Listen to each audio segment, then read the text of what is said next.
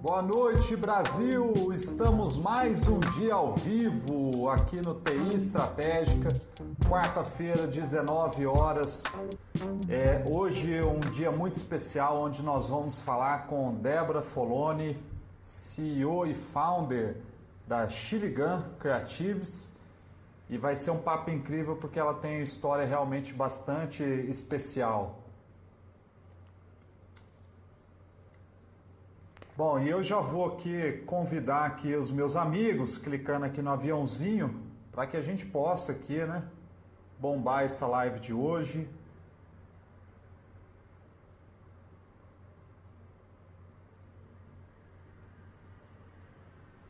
Convidar 5 amigos aqui para estar com a gente.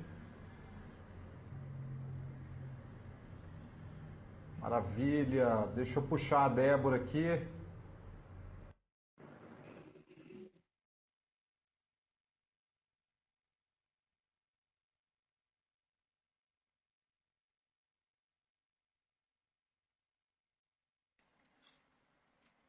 Oi, Débora! Oi, Armindo, tudo bem? Tudo bem e você? Tô bem também.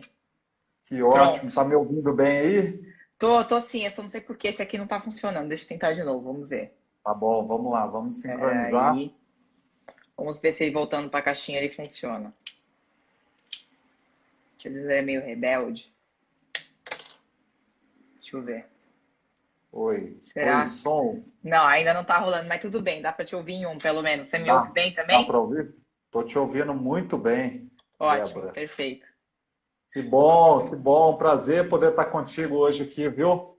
Prazer estar com você também, Armindo. Obrigada aí pelo convite de vocês. É isso, a gente vai usar muito bem esse tempo que a gente tem aqui, porque você tem uma história realmente bastante inspiradora e eu tô doido aqui, super curioso para poder conhecer isso. Ô, Obrigada. Débora, esse movimento que a gente tem feito, chamado de TI estratégica, é um movimento para valorizar muito os profissionais de tecnologia e também essa área de tecnologia da informação, né? Uhum, A gente percebe, principalmente nessa pandemia, o quão tem sido, ou tem sido até um convite, né, de protagonismo para esses profissionais, e a gente realmente tem um papel aí, uma responsabilidade muito grande aqui de viabilizar vários tipos de ideias, de soluções, de transformar muitos negócios aí para trazer mais dinamismo, uma experiência mais digital para a sociedade de uma forma geral. Então, esse é um movimento muito especial e eu tenho tido aqui conversas com pessoas bastante interessantes, que têm histórias de vidas diferentes, e no final todo mundo sempre com um desafio e uma oportunidade muito rica na mão. E a Débora aqui, ela é CEO e founder da Shirigan. Falei certo, Débora? Shirigan? isso. Ah, Obrigada por falar maravilha. certo, que a gente fala de chili beans. Né? E é uma adtech que automatiza a produção publicitária, né?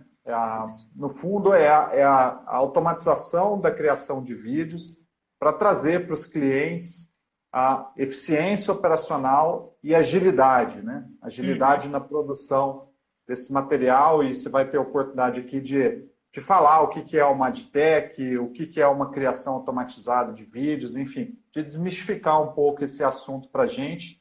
E a Débora tem uma história muito rica, que começou lá aos 14 anos, muito antes possivelmente, né? Mas até onde aqui eu consegui buscar, aos 14 anos você vai ter a oportunidade de falar, e aos 17 você já começou a empreender, olha para você ver, bem nova, e dentro da sua vida empreendedora tem alguns marcos aqui dessa história bastante interessante.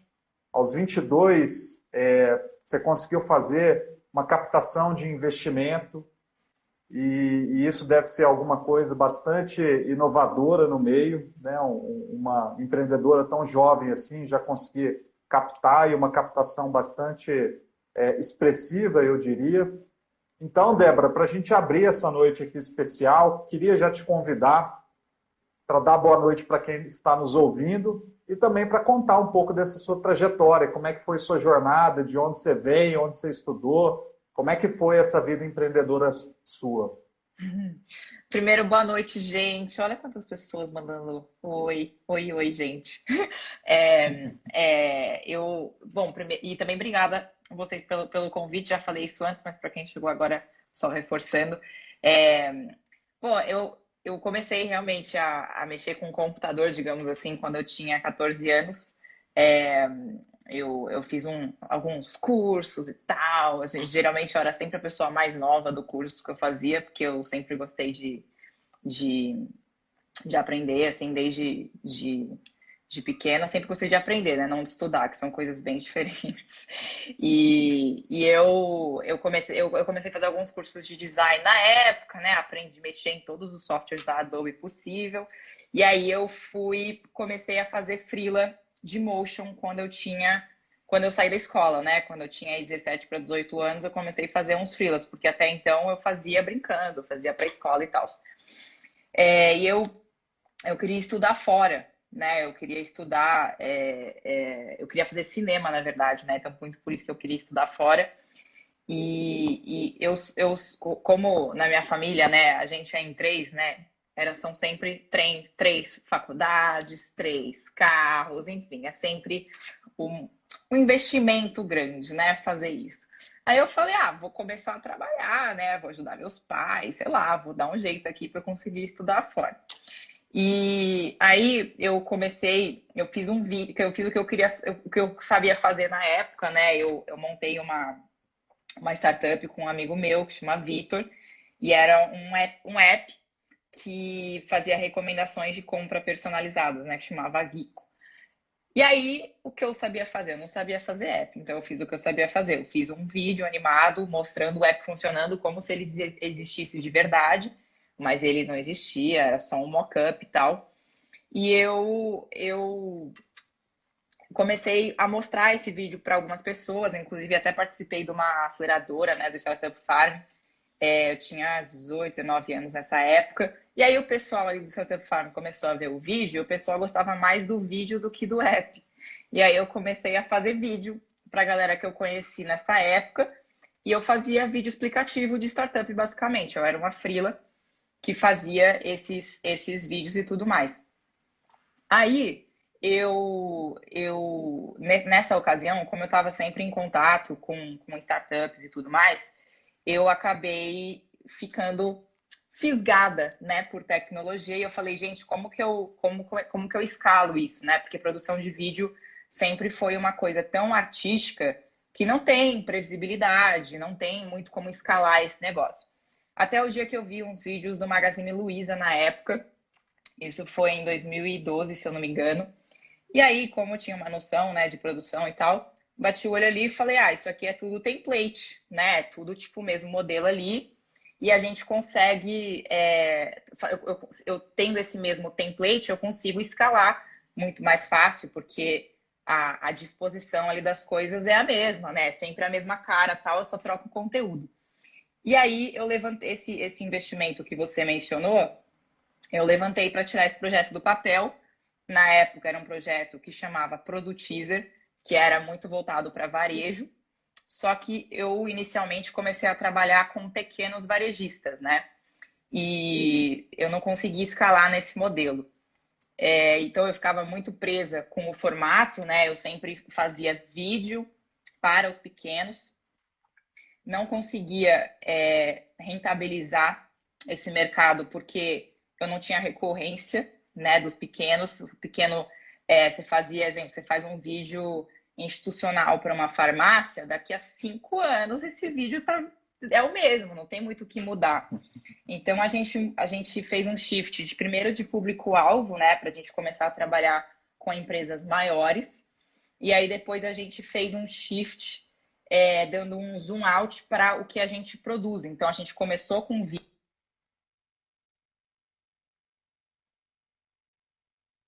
Gente, é que acabou meu limite de Instagram por hoje. É, eu comecei com vídeo e depois a gente ampliou para todos os tipos de peças publicitárias. Então era Chiligan Videos, agora a gente é Chiligan Creatives, né? Então a gente faz automação de produção publicitária, vídeo ainda é, sem dúvida, aí o carro-chefe nosso, né? Pelo legado e tudo mais. Mas hoje a gente faz tudo que tem pixel, a gente faz. Banner, imagem, tudo ali nessa linha a gente faz. Que incrível, incrível, muito legal. E a Débora, saiu recentemente uma notícia sobre a Xiligan, falando que vocês são uma das 100 startups para serem observadas no mercado, principalmente para o olhar do investidor, né? E vocês são classificados como uma AdTech. O que é isso? A EdTech é uma empresa que faz tecnologia para o mercado de advertising, né? Do mercado publicitário, basicamente. Então, a gente entra nessa categoria e esse título que a gente recebeu, né, da Pequenas Empresas Grandes Negócios, em parceria com o Valor Econômico, para mim, sinceramente, foi até uma surpresa, que eu nem sabia que a gente estava inscrito. Aí me mandaram a lista, aí eu falei, que legal, mas legal. Aí comecei a ler ali, aí quando eu vi dentro de marketing, eu falei, eita, colocaram a gente, que loucura! Aí eu fiquei muito feliz. Que bacana. E o que é automação criativa? Conta um pouco disso. Hoje a Xiligan ela tem grandes clientes, né, como Magazine Luiza, iFood e tantas outras empresas. E qual que é o trabalho hoje que vocês fazem? Como é que vocês embarcam tecnologia nisso aí? Perfeito. Bom, Armindo, dentro de produção publicitária, né, você tem uma parte que ela é criação, né, e aí cá entre nós, essa parte você precisa pensar, né, você precisa realmente de um criativo ali, de um ser pensante ali no comando do seu Photoshop. Só que quando você vai para o digital, 80% do trabalho não é criar, é replicar, né? Então o trabalho consiste mais ou menos em tá aqui a identidade visual da campanha. Agora você vai pegar isso aqui e vai desdobrar para 32 formatos, né? E aí depois que você desdobrar para 32 formatos, eu quero que você faça 100 variações de cada um, porque eu quero mudar, quero fazer isso aqui diferente para cada público-alvo, eu quero trocar o produto que eu estou anunciando, etc. Então, geralmente, quem faz isso? Alguém que, sei lá, o cara fez SPM, a mãe pagou R$ 3.000 por mês de mensalidade durante 4 anos e o cara sai da facul e vai fazer esse trabalho maravilhoso, né? Que eu, quando eu fazia, eu não gostava muito de fazer. Aí, a gente, na Chile, que todo o trabalho que ele é braçal, digamos assim, que é um trabalho que não é nobre, que ele não é um trabalho de criação, é um trabalho de replicação, a gente automatiza, né? Então, por exemplo, você quer criar anúncio para, sei lá, 1.000 produtos da sua loja, algum ser humano vai ter que ir lá ficar criando esses anúncios na mão. A gente consegue fazer a automatização de todo esse processo. Ou então, exemplo, você precisa recortar fundo de imagem, que é outro trabalho super braçal. A gente consegue fazer isso também. Ou então você precisa criar anúncios que vão para o Stories, que ele tem um formatinho assim, e aí você também quer criar esses mesmos anúncios para o feed, que ele tem um formatinho diferente. A gente também consegue fazer isso de uma maneira automatizada para a gente poupar tempo e entregar mais produtividade, mais agilidade para as equipes de criação. Então, de uma forma geral, a automação criativa a gente faz tudo que o designer não gosta de fazer, a gente automatiza. É basicamente isso. Que bacana. E como é que os clientes... eu imagino que o que você entrega muitas vezes impacta os clientes do seu cliente, né? E como é que chega esse negócio na ponta para ele? E aí eu estou pegando até um gancho de um caso que vocês fizeram em parceria com a Take, né, para o Dia das Mães. Uhum. Como é que foi isso, essa produção aí de vídeos através de um canal, por exemplo, do WhatsApp, que é um que foi utilizado? Legal. Bom, esse caso com a Take, né, a gente, sendo uma empresa de tecnologia, a gente tem uma API.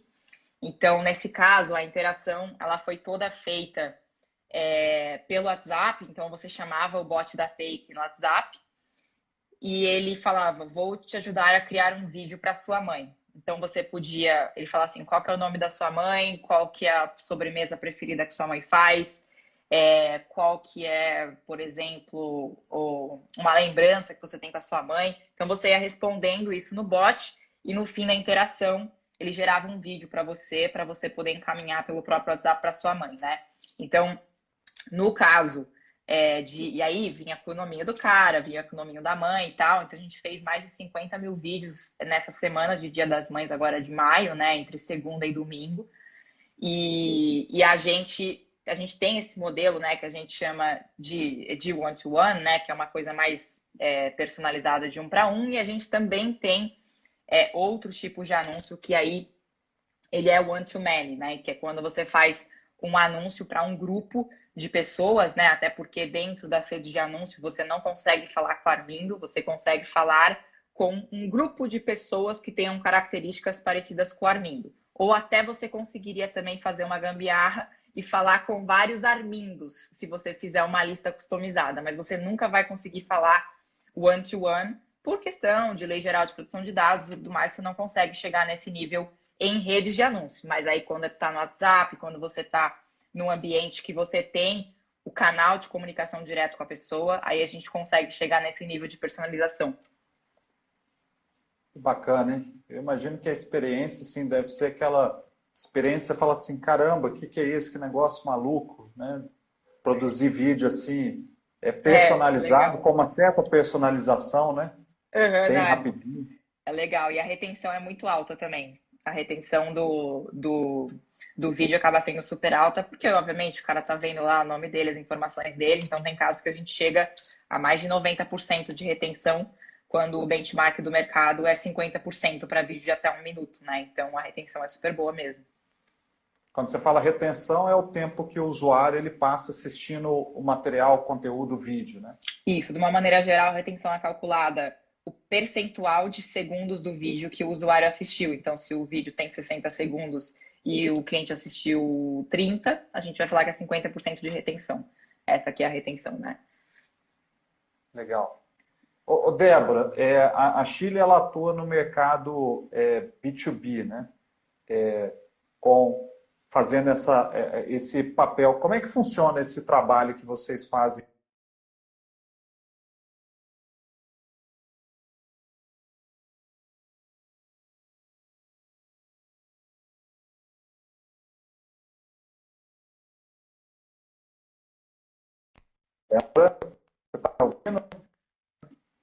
Para mim deu Voltou, uma voltou. congeladinha. Para Agora mim deu uma voltou. congeladinha aqui, mas já Voltou. destravou. Eu só ouvi que você estava Você falando falou de B2B e tudo mais, e aí deu uma travadinha.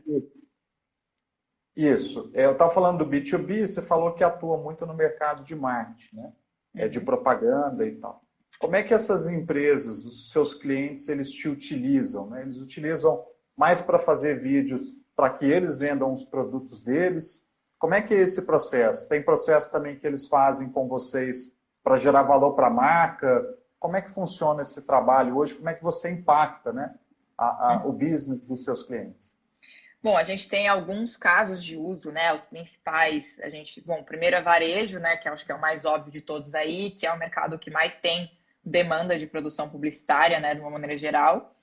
Aí a gente tem a parte de SEO, né? Que a gente chama de SEO, é Dynamic Creative Optimization, que basicamente aqui no Brasil o pessoal costuma chamar de criativo dinâmico, né? Mas o que é o criativo dinâmico? É você conseguir entregar um conteúdo específico para uma audiência. Então, se eu gosto de hambúrguer, eu tenho que ver um anúncio do iFood de hambúrguer, de preferência aqui perto da minha casa. Se você gosta de pizza, você tem que ver um anúncio de pizza, também de preferência aí perto da sua casa, né? Então, essa criação de anúncios personalizados de acordo com o contexto, de acordo com o perfil da audiência, né? Então, esse é um outro caso de uso. Talvez vou dizer aí, o varejo é o primeiro e de SEO é o segundo caso mais utilizado. E a gente tem um terceiro, eu estou deixando o CRM de fora aqui, tá? Esses vídeos personalizados, porque são projetos especiais, digamos assim, que a gente costuma fazer.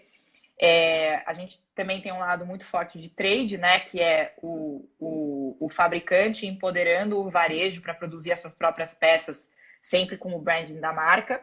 E ainda mais ou menos nessa linha, a gente tem trade, digamos, de venda direta. Então, quando você tem, exemplo, no setor de real estate, que você tem o corretor, a gente faz muita coisa para Loft, para Lopes também, de peça para o corretor. Então, se você está vendendo um imóvel, vem assim, compra com o Armindo. Assim como a gente poderia fazer isso, por exemplo, para um setor de beauty, né, de beleza e tudo mais, que tem as revendedoras, o conceito é mais ou menos o mesmo, com a vantagem que a coisa sai toda ali com a carinha, né, da marca e que o vendedor da ponta consegue customizar a peça com as suas próprias informações. Bacana. Deixa eu trazer um pensamento aqui, uma experiência que a gente teve. Outro dia eu falei com o líder de TI, o CIO da Coca-Cola, Coca-Cola Company, né? E ele trouxe uma informação muito legal, porque a gente estava perguntando como é que a Coca tem embarcado tecnologia e tal. E ele falou o seguinte, quando a gente está numa rede social, principalmente o Facebook, o Insta, e alguém digita lá, eu estou com fome, possivelmente essa pessoa ela vai ser prospectada pela Coca-Cola com voucher de desconto e tal. Um caso como esse, como é que, estou te trazendo um desafio aqui, viu, Débora? Como é que a Chile ela interage numa demanda como essa e que experiência que ela gera ali para o consumidor? Olha, quando tem esse contexto, né, digamos assim, onde o usuário, onde parece que o negócio está ouvindo o que o usuário fala, né? Eu sempre falo, quando eu quero viajar, eu falo alto, assim, que aí o Instagram ouve e começa a me oferecer desconto. Mas a gente consegue fazer os anúncios de acordo com o contexto. Então, exemplo, esse é vamos supor que esse seja o contexto, estou com fome. Aí o anúncio que vai pro cara tá com fome? Arrasta para cima, pede um iFood, pede uma Coca-Cola, sei lá o que tu vai mandar ali para ele.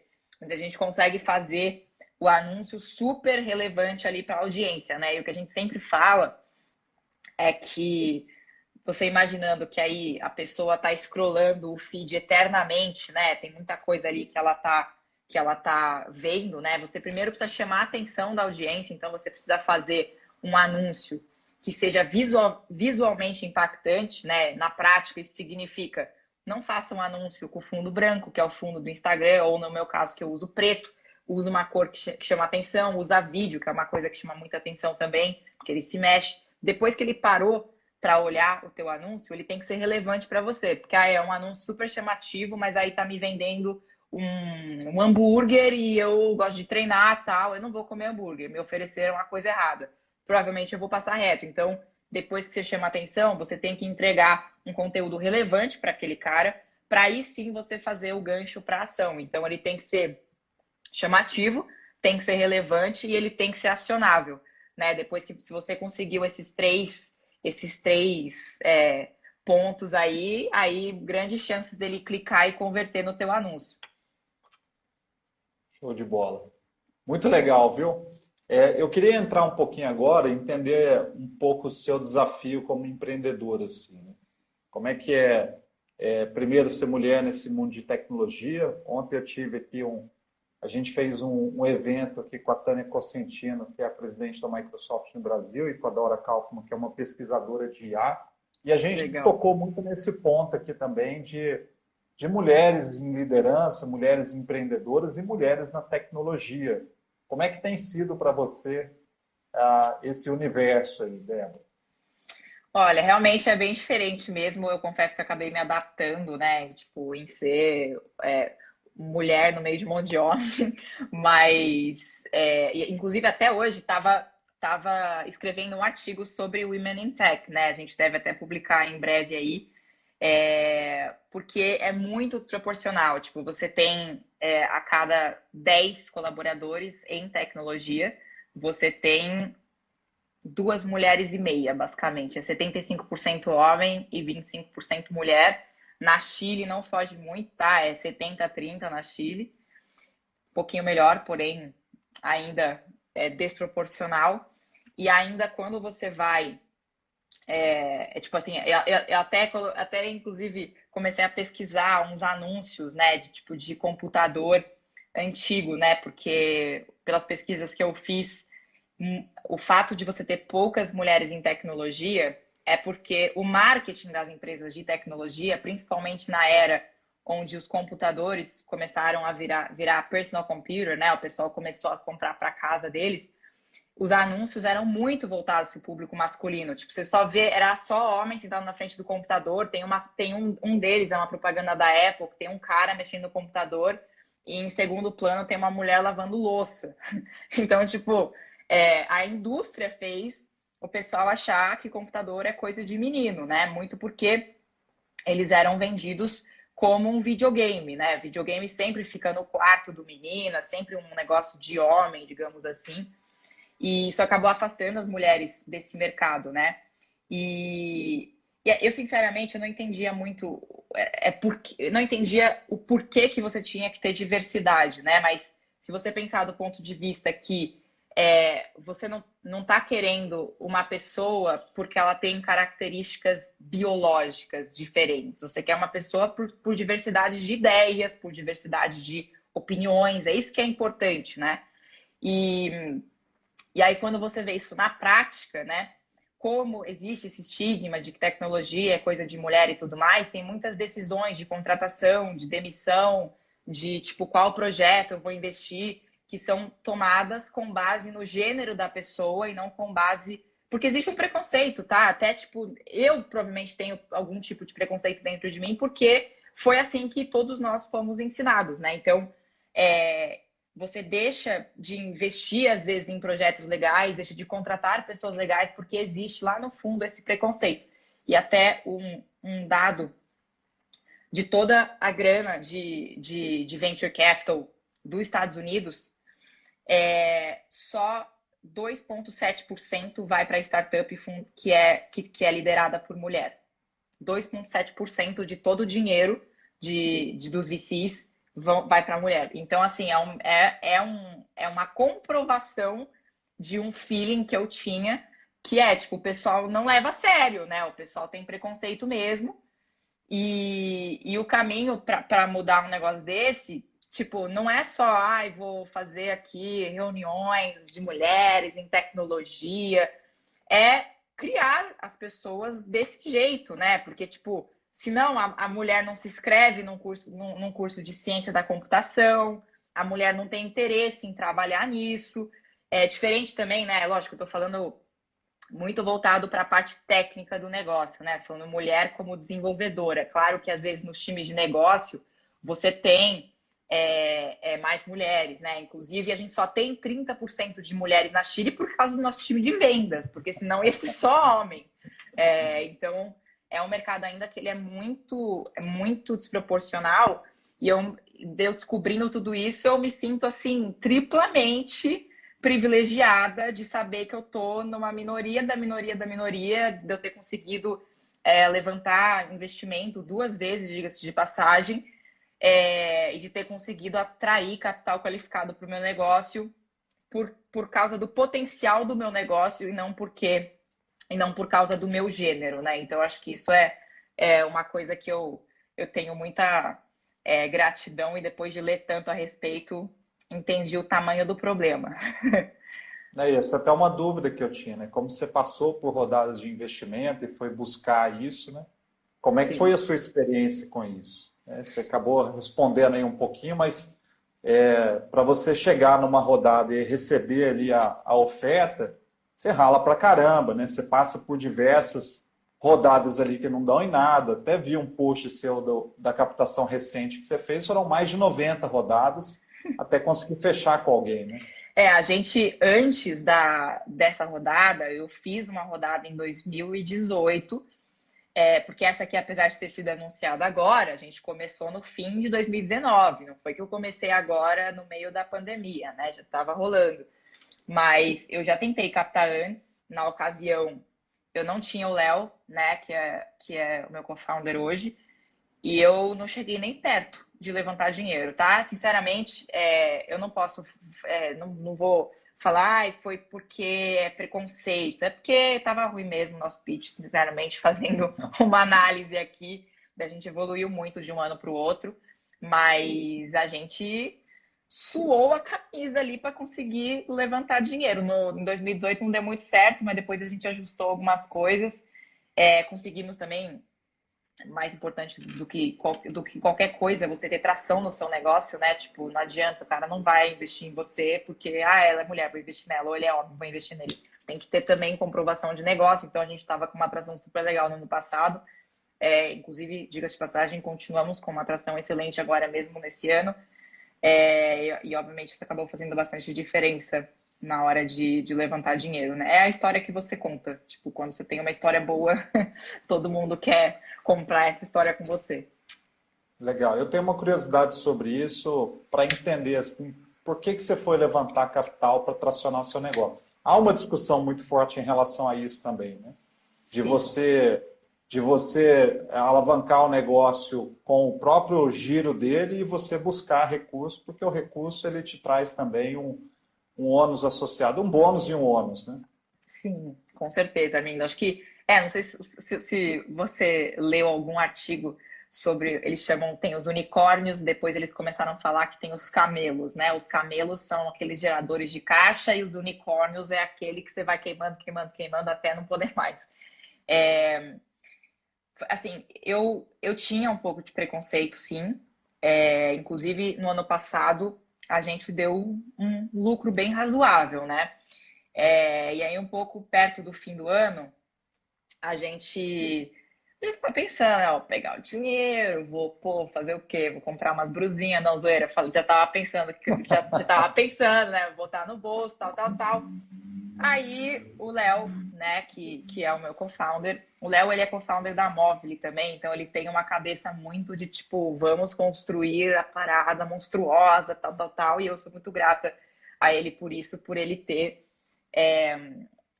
pegado a minha cabeça ali que estava pensando pequeno e falou, minha filha, a gente pode construir um negócio muito grande, você não devia estar gerando caixa, devia estar queimando caixa, vamos no mercado, vamos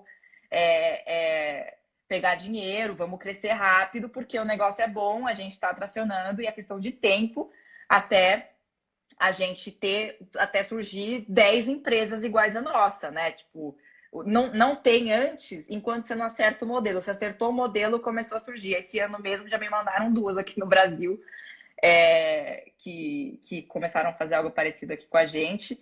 Então, a tese, né, principal aí do fundraising que a gente fez agora recentemente, principalmente, a gente tem a primeira parte ali que a gente chama de Product Market Fit, né? Que você tem uma oferta e um produto que se encaixa com as necessidades do mercado.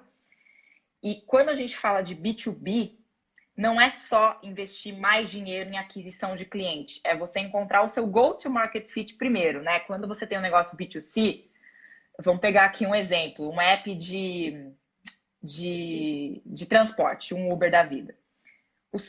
Quando você começou pequeno, você já tem noção quanto é o seu CAC, você já tem noção mais ou menos dessas suas métricas principais. Então, a tese do seu investimento é: vou botar muito dinheiro agora para eu crescer de forma acelerada. Quando você é B2B, é muito comum que as vendas iniciais dependam dos founders, que era muito o nosso caso, né? E você não escala venda com founder, porque são as 2 pessoas, no meu caso, né, são 2, as 2 pessoas mais caras da empresa, e é muito na base do relacionamento. O relacionamento, ele acaba uma hora, não é infinito, né? Então, você não pode depender do fundador para você construir um negócio escalável. E isso não está escrito nos livros, né? Quando você vai ler, você fala, eu vou copiar o modelo de growth hacking. Não funciona, entende? Então, a tese do investimento é go-to-market fit. Como que a gente cria um modelo de geração de receita que seja previsível, lucrativo e escalável, sem depender dos fundadores, porque senão eu não posso nem tirar férias, né? Eu tirei férias, a empresa não vende, isso não pode acontecer. Então, a gente levantou dinheiro para isso. Boa parte do investimento ele está sendo alocado para isso, inclusive a gente já contratou uma galera para o nosso time de vendas. E agora a gente, além, né, dessa parte, obviamente, de vendas, é caminhar isso com a evolução da nossa solução para que a gente consiga entregar uma solução cada vez mais completa para o mercado, automatizando cada vez mais tarefas que estejam travestidas de criação, mas que na verdade sejam replicação. Então, acho que a tese principal aí é isso, é go-to-market, investimento em tecnologia. Legal demais. E agora que você estruturou um modelo, né? Existe um modelo de negócio que ele é factível, ele é atraente, e aí você já começa a ver outros concorrentes também vindo. Como é que você continua se diferenciando e criando um novo modelo de negócio todos os dias, né? Bom, acho que principalmente eu estou sempre muito atenta a coisas que eu trago muito lá de fora, né? Então, sempre trazendo essas novidades, sempre sendo os primeiros aí a trazer essas novidades para o Brasil. A gente é a primeira solução de automação criativa do Brasil e a gente, sempre que a gente consegue trazer mais tecnologia para dentro do processo, a gente traz. Então, um exemplo prático, a gente tinha um cliente que tinha que cortar arquivo na mão, né? Cortar ali, fazer o crop do arquivo na mão para ele conseguir escalar a produção dele. E a gente colocou isso agora em setembro de forma automatizada. Então, o cara ele consegue fazer esse trabalho de forma automática, porque o nosso modelo, né? A gente tem um modelo, um template aqui, né? De vídeo, de imagem, de banner, e nesse template você consegue variar algumas informações, o título, o nome do produto, a foto do produto. Geralmente, os concorrentes que nascem, eles nascem muito presos a esse modelo. Mas como a gente tem esse leque de automação criativa, existem muitas coisas que a gente consegue colocar no meio que foge desse modelo tradicional, mas que ainda assim entregam o nosso core, que é automatizar a criação. Né? Então, isso foi um exemplo prático de uma coisa que a gente colocou aí, que é um diferencial e que nenhum concorrente nosso tem. Eu sei que parece besteira, mas dá um super de um trabalho para todo mundo que faz isso na mão. E a Besteira gente depois de estar pronto, né, Débora? Para é, construir, né? Não é nada é. bobo. E além de tudo, a gente é uma empresa de tecnologia, né? Então, tipo, muitas das empresas que eu vejo, elas são criadas por equipes de produção, né? Então, tipo, qual que é o problema disso? O problema é que às vezes você não tem escala. Então, por exemplo, a gente já chegou a fechar 300 mil filmes em um dia. Eu só consigo fazer isso porque a gente tem uma infraestrutura completamente escalável e eu consigo ligar e desligar a máquina quando eu quiser. Outra coisa, por que conseguir fazer isso? Porque a gente tem uma API, né? Geralmente, quando o cara ele faz um negócio muito caseiro, digamos assim, você não tem uma API preparada para você se conectar a outras soluções. Você pode até poder montar uma API, mas o cara às vezes nem sabe o que é isso, sinceramente. Então, esse é uma outra vantagem que a gente tem, porque a gente consegue, exemplo, esse projeto da Take, que ele é muito legal mesmo. Se a gente não tivesse uma API, ele não existiria. Se a gente não tivesse escala, a gente não existiria. Tipo, a gente chegou a gerar 12 mil. Teve um dos dias lá, que foi o sábado, antes do Dia das Mães, que a gente gerou 12 mil vídeos. Se eu não tivesse máquina ligando e desligando sozinha, era impossível entregar essa quantidade de arquivos em um dia, né? Então, acho que os principais pontos são esses. Bacana demais. Eu tenho algumas perguntas aqui para você, já vou adiantá-las. A Amanda Ramalho, Débora, como que a aceleração da digitalização das empresas, promovido pela pandemia do Covid-19, transformou o seu negócio? Quais adaptações você teve que fazer para surfar na onda da mudança? Legal. Amanda, acho que a gente. Bom, primeiro, durante a pandemia, eu confesso que no início ali, nas 2 primeiras semanas de março, que o pessoal achou que ia faltar comida e tal, obviamente foi um caos, né? Tudo que a gente tinha de reunião foi cancelada. Mas logo depois que o pessoal percebeu que não ia demorar 10 dias para a gente voltar para casa, eu também achei, confesso que eu falei, nossa, vai ser legal, né? Uns 10 dias em casa, poder me concentrar. É, eu me arrependi de ter Pensado isso. comemorado isso. Uhum. Mas logo depois, o pessoal começou a buscar a solução, porque eles viram que não era tipo, eu vou esperar passar e aí tá tranquilo. Eles perceberam que eles iam ter que se adaptar àquilo. Então, nessa hora, que aí foi, vamos colocar aí, abril, mais ou menos a partir de abril, a gente teve, bom, nosso deal flow cresceu 300%, né, nesse período. E a gente, agora, mais por fim, a gente estava ainda conseguindo bater todas as nossas metas, né? Mesmo durante esse período. Porque é fato, né? O pessoal estava estourando bastante, mas se não fosse uma solução, exemplo, você é um varejista completamente offline, você precisa vender online, você está vendendo plataforma de e-commerce. E isso é óbvio, o cara precisa na hora. Como o nosso, às vezes, é um produto que ele é ele é muito importante, mas às vezes ele não é aquela dor mais latente do cara. Não necessariamente a gente fechou muitas coisas em abril, mas agora, esse terceiro quarter, a gente está mais ou menos 20% acima da meta, e agora em setembro a gente deve fechar o quarter entre 20% e 40% acima da nossa meta. Então, deu uma bela de uma aquecida, porque o pessoal, enfim, o pessoal que estava postergando ir para o digital, o cara conseguiu, enfim, teve que ir para o digital, né? Eu até vi um negócio que você deve ter visto também, Armindo, que eles falaram assim: quem foi o responsável pela transformação digital na sua empresa? O CEO, o CTO ou Covid-19? Eu achei muito bom, porque foi exatamente isso. O pessoal ficava postergando, tipo, o projeto de transformação digital vai demorar 1 ano para fazer, os caras fizeram em, tipo, 1 mês. Então, para a gente deu uma bela de uma ajuda, com certeza. Muito legal. Eu tenho uma outra pergunta aqui da Ana Clara. Débora, durante algum tempo você fez diversas funções simultâneas na Chile. Ela está doida para saber disso aqui, ó. Hoje você tem uma equipe maior e passou o bastão de algumas funções. Como é que foi esse processo? Essa é boa. Legal. Realmente, assim, no começo eu fazia tudo, né? Você ligava para mim, você falava assim, eu quero falar com financeiro. Eu falava assim, opa, financeiro falando, tudo bom? Aí eu fazia roteiro, fazia design, eu fazia animação, fazia tudo que você imaginar, cobrava, metia nota.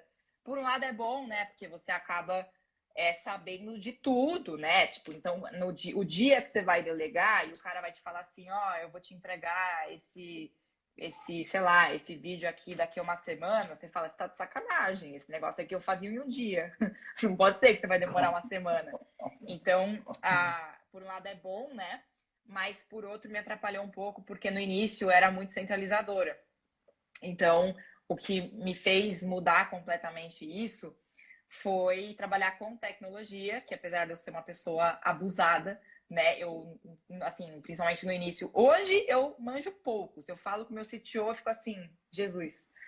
Mas na época eu não manjava nada. Então foi uma época que eu falei, ou eu confio nessa pessoa, ou tô ferrada, não vou conseguir trabalhar. Então foi, por um lado, atrapalha, né, essa coisa de você querer centralizar as coisas, mas depois de 5 anos aí trabalhando com outras pessoas, você aprende a confiar e tudo mais.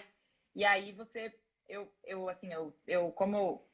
apesar de eu estudei Global Management, né, mas eu até hoje não me formei, e eu confesso que a maior parte dos meus aprendizados foi na raça ou lendo livros depois, no dia a dia e tudo mais, né? Então eu percebo que o grande desafio, né, dos líderes é você conseguir passar, porque delegar não é falar, ô fulano, faz não sei o que. Isso daí, tipo, sinceramente, não é um WhatsApp que resolve tua vida, né? Mas é você conseguir munir a pessoa das informações corretas para ela fazer um bom trabalho, porque senão ela vai mandar um negócio para você e você vai querer refazer tudo, né? Isso não é delegar. E, sinceramente, a pessoa vai ficar puta, porque vai olhar e vai falar, então, não aproveitou nada do que eu fiz. Então, é uma coisa que eu tenho aperfeiçoado um pouco nos últimos meses, principalmente, né? Então, eu tenho tentado criar playbook para tudo. Tem playbook de marketing, a gente está montando também um playbook comercial, e é tudo porque não pode depender da minha figura, não pode, o Léo acabou de entrar, não pode depender do Léo também. Então, a gente tem que conseguir escalar de forma organizada. E playbook, para mim, é o que a gente está conseguindo fazer para a gente conseguir transmitir esse conhecimento da melhor forma possível. Bacana demais. Eu tenho mais aqui, tá? Amanda Ramari, como você fomenta, acho que ela está voltando um pouco ali na conversa que a gente estava ali, fomenta a paridade de gênero na Chile de forma prática? De uma forma prática, mano, de verdade, eu não tenho exatamente uma maneira de fazer isso. O que eu faço toda vez que eu divulgo vaga, eu falo, meninas, venham, porque eu não consigo nem. Se as mulheres não se inscrevem, eu não consigo nem contratar, né? Então, tipo, principalmente para tecnologia, a gente não tem nem mulher se inscrevendo, quanto mais para contratar, né? Então, assim, sinceramente, sendo bem transparente mesmo, eu não tenho exatamente uma maneira de fazer isso hoje.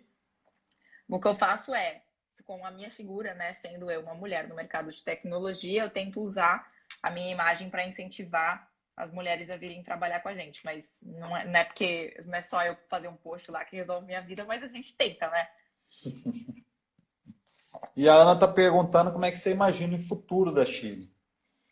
Olha, a gente, principalmente agora, Armindo, a gente não foge aí das tendências de mercado, então a gente tem pesquisado muito e como que a gente pode trazer a inteligência artificial para automatizar os processos de produção publicitária, tornando tudo isso que a gente faz hoje de uma forma mais inteligente, né? Então, desde como que a gente consegue diagramar peças automaticamente, sem a necessidade de você ter um designer lá fazendo esse trabalho, que é muito chato, até a gente conseguir analisar atributos desses anúncios responsáveis pela performance do ponto de vista criativo. Então, tipo, se eu colocar, exemplo, quando eu quero fazer um anúncio voltado para clique, né, para você ter mais clique no anúncio, eu tenho que colocar o fundo vermelho, porque eu sei que quando eu coloco o fundo vermelho, ele atrai mais clique. Então, quando você faz anúncio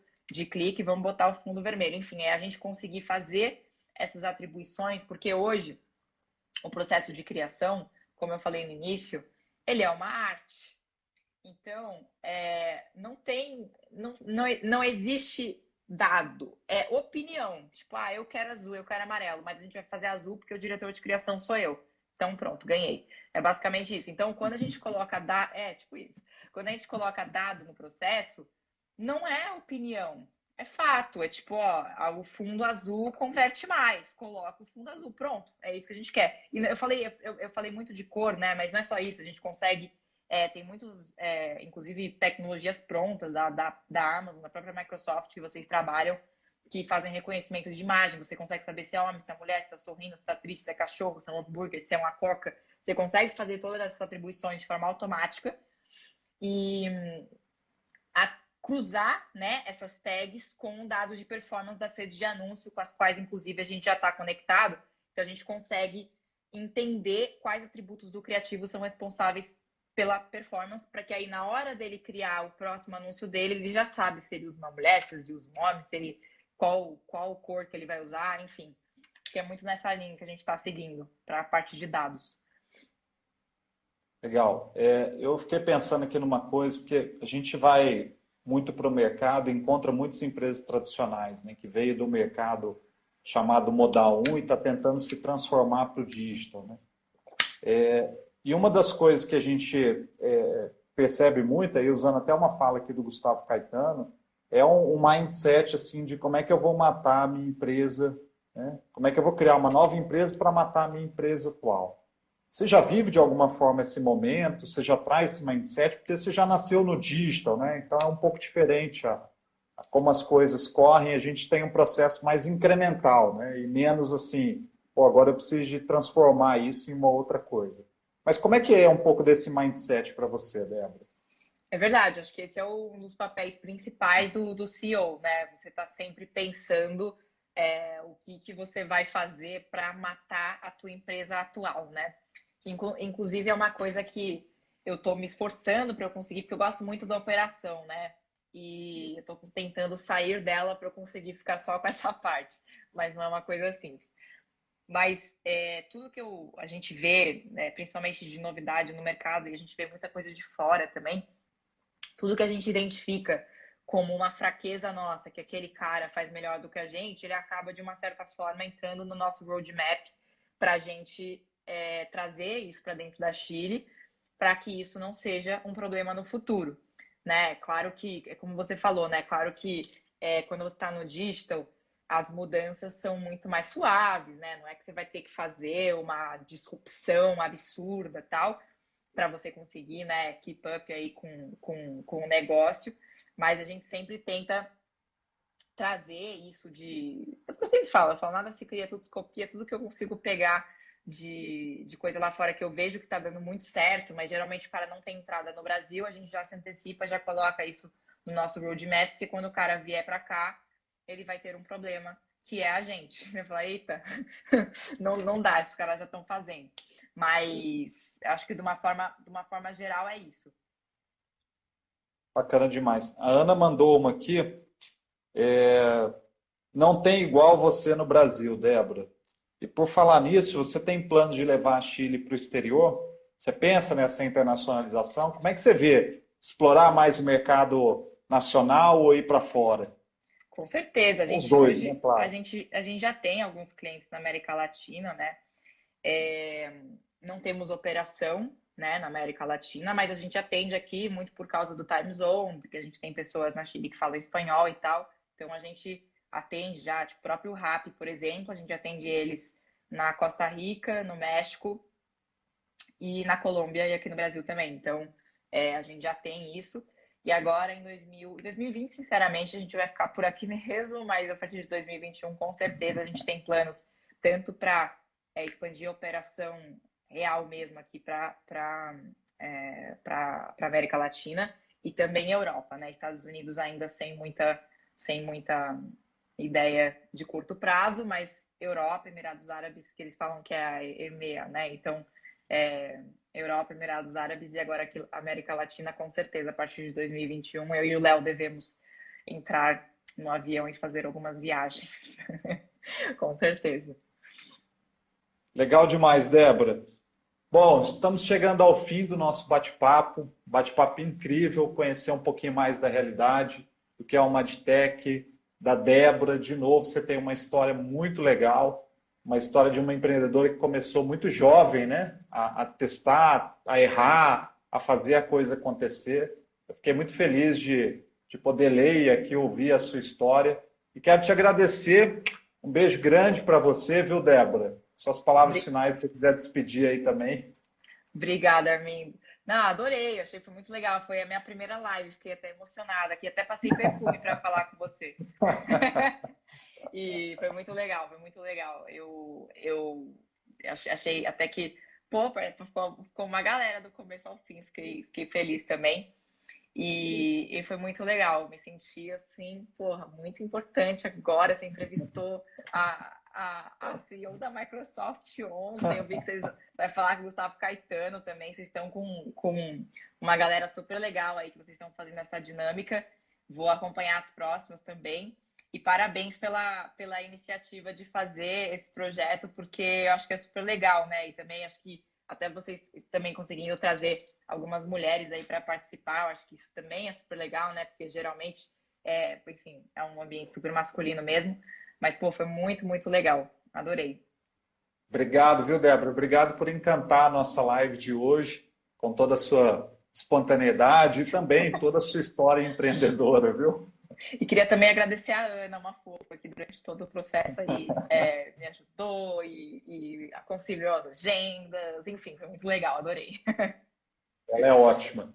E na próxima semana, Débora, eu estarei ao vivo aqui com o Reinaldo Cima, que é diretor de tecnologia da MRV, e aí a gente vai falar sobre construção civil, sobre tecnologia, sobre a Arena MRV e também sobre o Galão da Massa, né? Apesar de eu não ser atleticano, mas essa daí, essa é a pegada aqui em Minas. Que legal, tá, que legal. Adorei, Armindo. Muito, muito legal. Um beijão para você e um abração aí para todo mundo. Valeu.